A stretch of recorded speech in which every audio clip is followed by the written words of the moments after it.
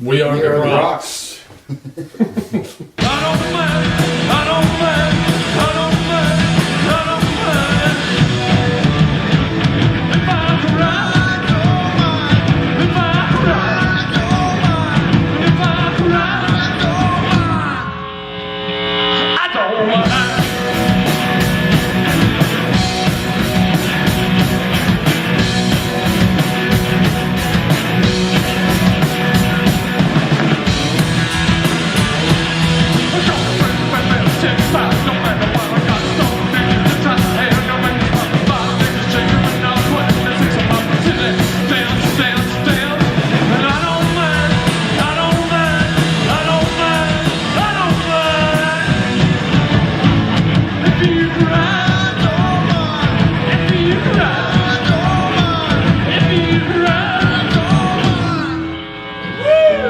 I'm Robin. I play the heavy bass. I'm Nate. I play lead guitar. Steve, rhythm guitar, vocals. I'm Matt. I'm on the drums.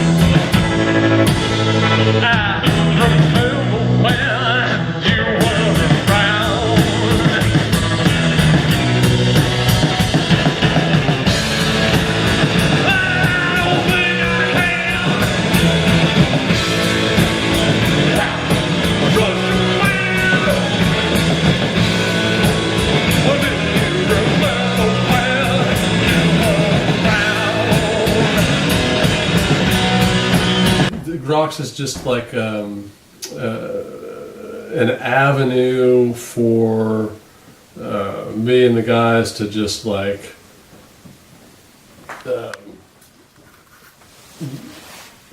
scream and yell and jump up and down and take all the shit that happens in life that you just have to. You reach a certain age and you have to be responsible and not let your emotions get the best of you and handle life in an adult manner and all this other stuff, which is a real pain in the ass. And so it gives us a chance to just like, get loud, get crazy, scream it out, And for me, lyrically, I get a chance to like write all my shit down, and it's cathartic, I just like belt out, even though nobody knows what the hell I'm saying. It's fine. I do. I'm screaming it, so that's good enough.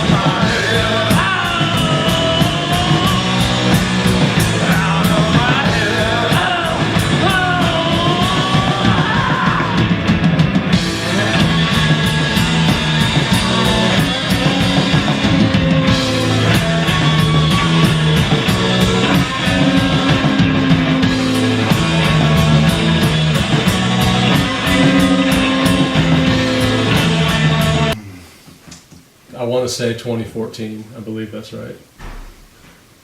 Pretty sure.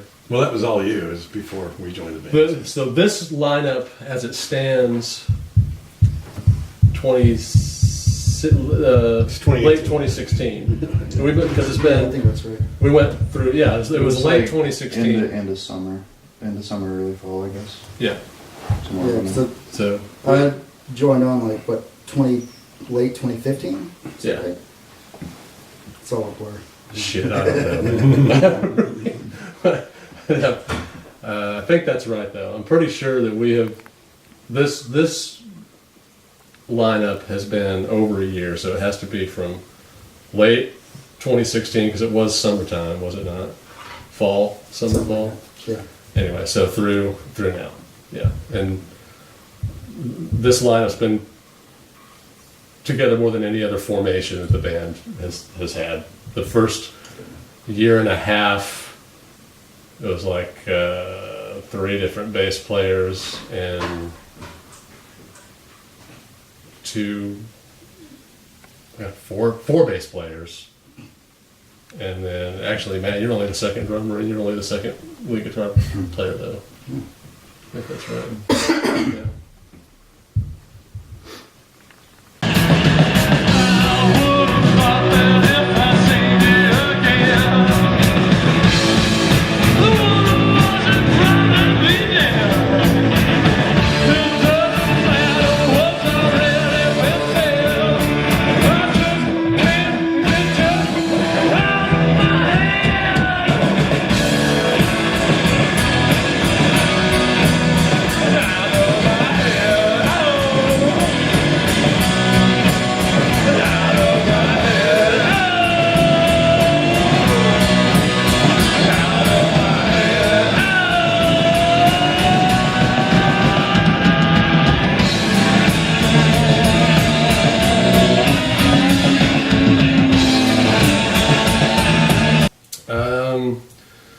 So, Robin is the most tenured member besides myself, and he actually came. He was at our shows a lot, and I remember him. I just we happened played to Flicker, overhear. and he overheard when the bass player at the time was telling me he was leaving, and he just grabbed me that night before I had a chance to leave, saying he wanted to give it a shot. So. And I'll tell you, man, the one audition, I was amazed because I've auditioned people and I'm bad this way. I was not expecting him to come in and like know the songs. I'd figure like, let's see how fast we can teach him a song or two during the audition as a way to gauge the kind of player that he was. And he came in and we just played the set. I mean, it was like, I felt like I was winging a lot of that. well, it was good. It was good. And then Nate he's plays in a lot of bands, and so we were friends for a good while. And his VG minus and mostly we played with VG minus, but we played anyway. We were friends for a long time, played a lot of shows together. And when the other guitar player decided he wanted to concentrate on his thing, I immediately went to Nate as the first choice to see, hoping that he would want to play, and he said absolutely.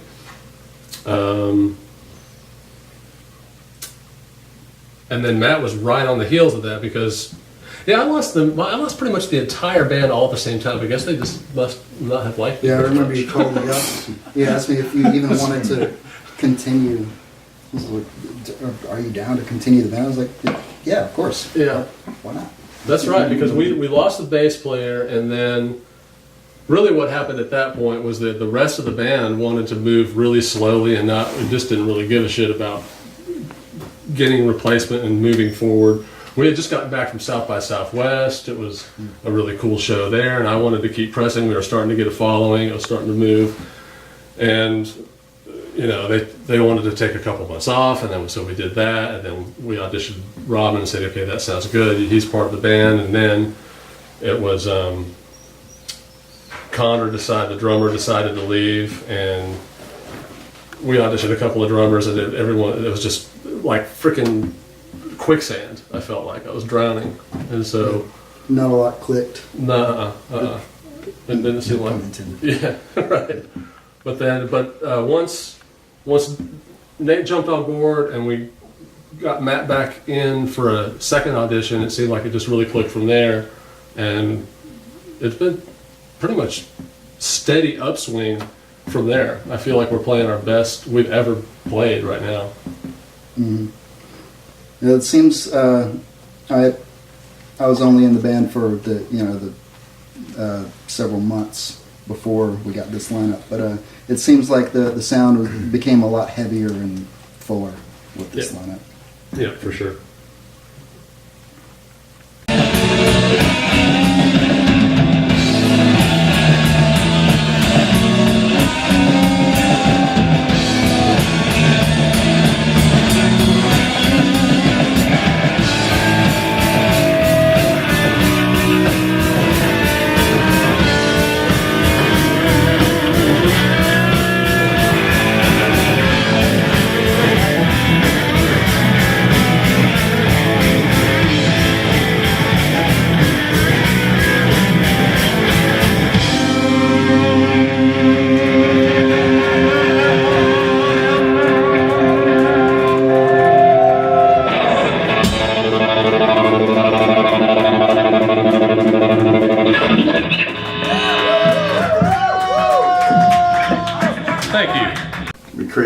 noise by plugging guitars and amplifiers and yelling in microphones. And banging on skins. We sculpt air. Yes. We make it vibrate.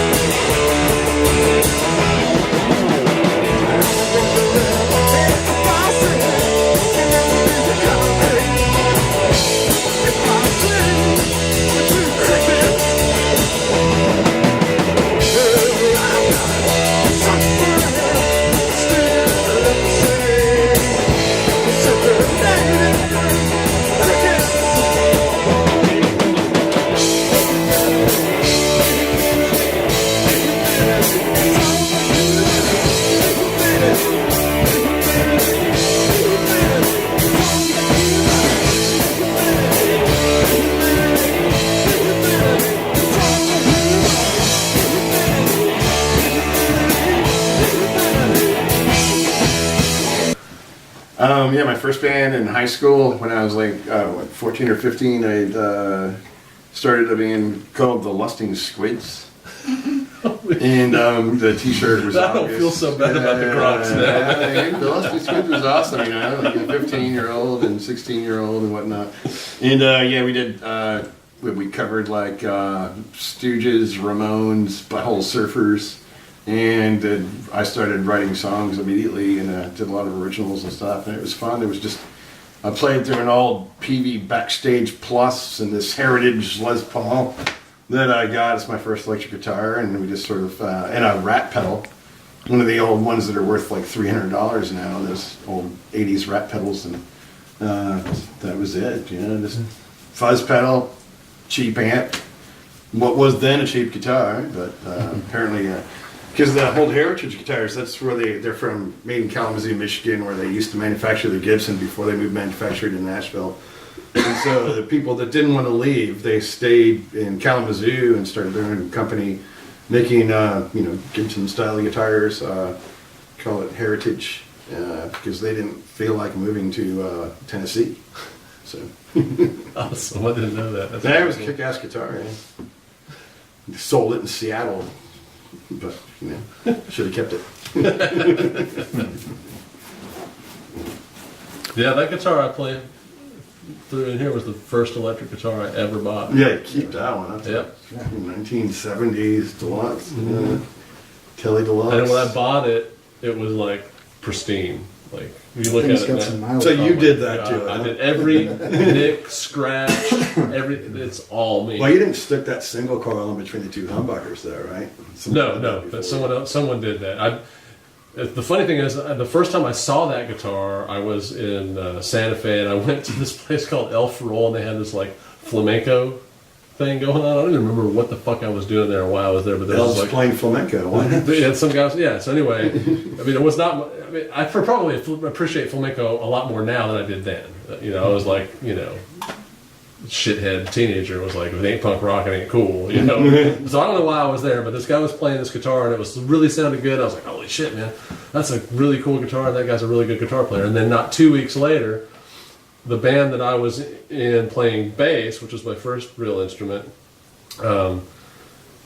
we had a little bit of a disagreement, so I was going to start my own band. I was going to play guitar, and I walked into the music shop, and that guitar was on the wall, and I was like, "Holy shit!" And so I pulled it off the wall and bought it right then and there. I've had it for 25 years.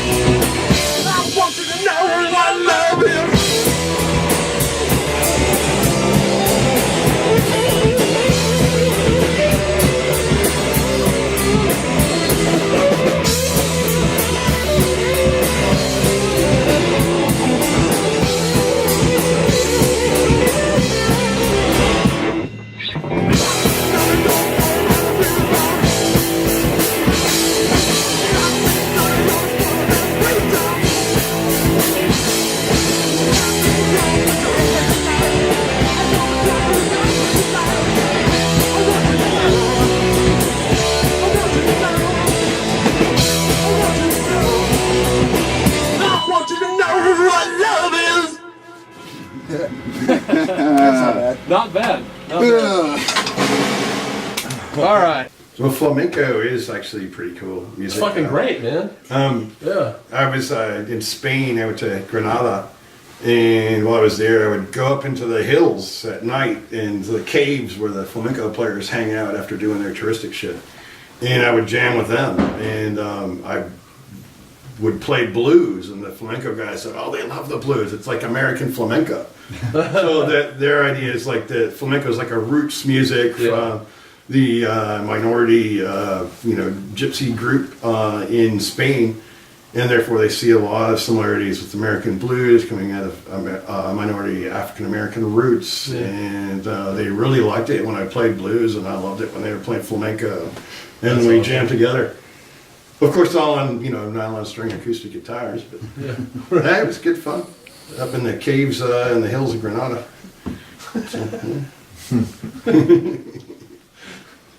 Back when you were hiding out in the caves. No, the bars are in caves, like in the side of the hill. They dig these like things out. It's like Cappadocia in Turkey, except it's full of flamenco players drinking and hanging out after work. That does sound kind of awesome. So, yeah, it really get going around midnight.